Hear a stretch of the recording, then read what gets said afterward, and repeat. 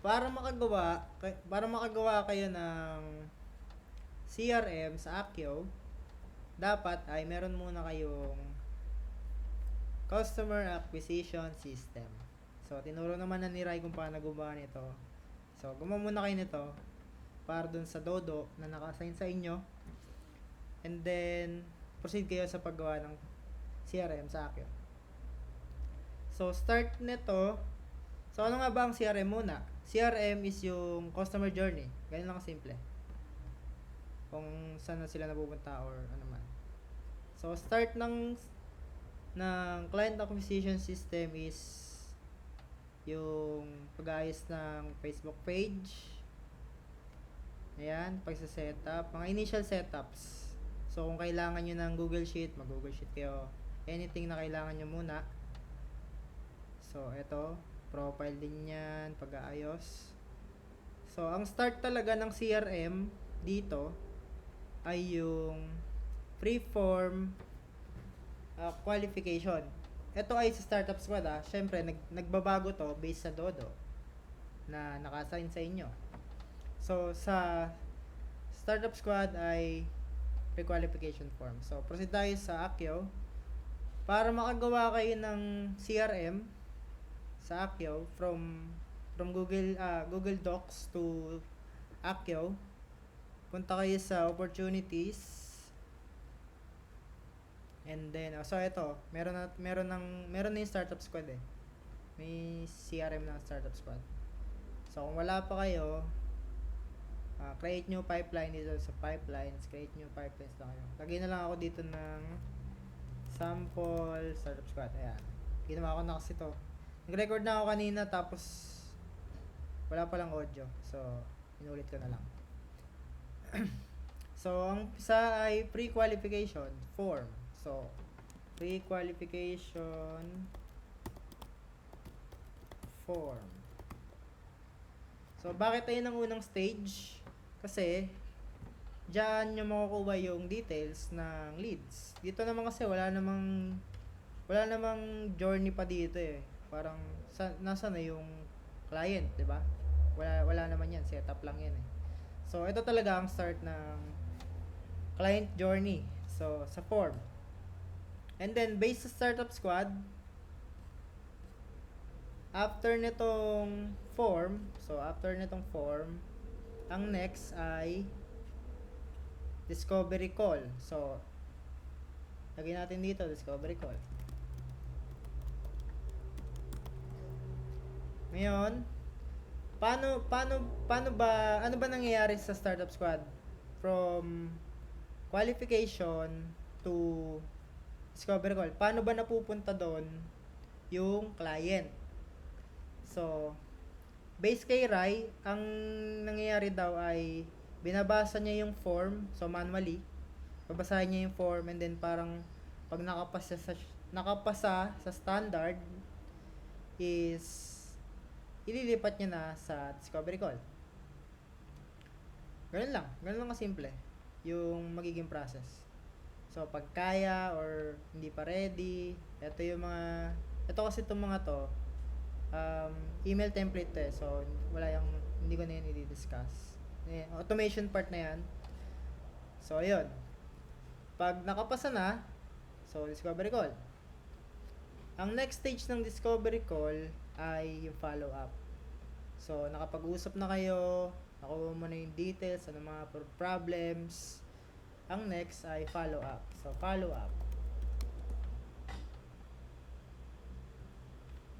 Pwede namang mag-skip kayo dito kasi ayun nga, depende nga sa magiging CRM ng Dodo na naka-assign sa inyo. So, nagbabago talaga to. Ito lang ay kung paano gumawa ng CRM sa Akio. So, follow-up. Paano naman nakakapunta sa follow-up? So, depende sa napag-usapan nyo kung i-follow up mo pa siya. Kung good ba yung, or kung hindi man siya nagre-reply, ganun. Kung hindi na siya kung pangit yung naging discussion nyo sa discovery call, follow up mo pa ba siya? So, depende yun. So, save ko muna to para makita nyo kung paano naman maglipat ng client from pipeline to pipeline. So, dito tayo sa Startup Squad. Add lang ako ng tao muna para lang makita nyo. Syempre, merong mga manual process na paglipat, meron din mga automated. Katulad nung sa booking, yung discovery goal, pwedeng i-automate yon. Pero, para makita nyo lang din muna kung paano nga gumagana to. So, ayan. Halimbawa, nag-fill up ako ng form. So, ayan. Dito ako mapupunta. Halimbawa lang. And then, based dito sa Startup Squad, so kung makapasa siya, re-reviewin ni Rai, sino man yung naka-assign, re-review niya yung mga details ko dun sa form. And then, discovery call na. Ililipat ko lang siya dito. O, ayan. Ayun yung manual. Kasi manual checking yung gagawin ni Rai sa pag-check ng forms. Meron naman mga automated, gaya ng booking.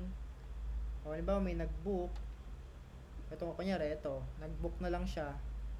Nag-book siya. Malilipat siya dito automatically. Pero dahil may mga manual processes na hindi pa talaga kaya, limited options pa, manual din yung paglipat dito. Pero ito ay CRM pa rin. So, next ay follow up. After ng follow up is, yan, contract na. So, basically, ayun lang yung CRM ng Startup Squad. Pero meron ako mas in-depth na ginawa dito. Ito talaga yung official na CRM ng Startup Squad. So, ito. Lipat ko muna ito sa unahan. Halimbawa, ito. So, yung sa Startup Squad, ang mangyayari kasi dito is start muna sa harvest. So, ito.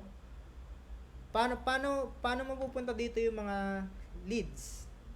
So, halimbawa, yung Startup Squad na Facebook, meron dong nag-comment. O may nag-comment sa post, may nag-chat, ganito. Makukuha nun yung name. So, ayan, halimbawa, nag-comment ako dun sa Facebook page. May taong nag-comment na ang pangalan niya, Mark Ivan. Comment siya. Punta siya dyan. And then, naging interested pa ako lalo sa Startup Squad, halimbawa. And then, nakalagay naman dun sa Facebook page natin yung website. So, punta ako sa website, nag-fill up ako ng form.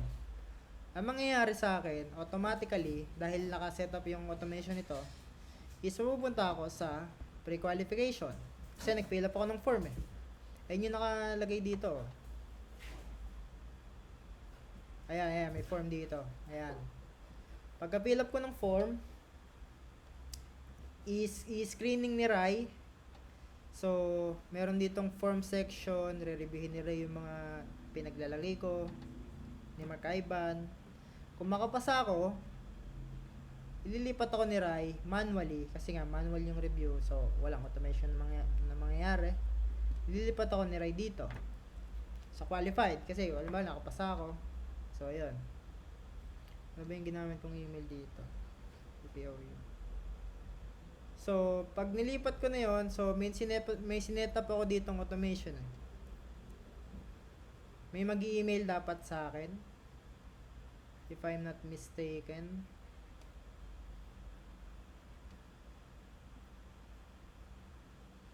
Parang di na siya gumagana. Kasi nagawa ko na kanina. Ito. Pero ito dapat yung lalabas doon. Ito to, may new message. Ayan, discovery call. 0 minutes ago ito. So ayan, may nag-email sa akin. Dahil nag-proceed na yung si Mark Ivan sa qualified. So, sinetapan ko lang ng automation na mag-email pag nalipat ka dito sa qualified, gano'n. And then, after nito, kung mag-book man, lipat lang sa booking. Yung sa booking, ang automation niyan ay yung sa booking, yung calendar.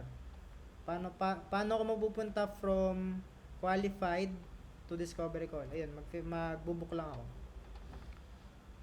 And then ito, mga in-depth na CRM sa stages lang to. So, after ng proposal, sub-check-in, follow-up, direct follow-up, yan, mga ganyan. Agreement, and then invoice. Yun.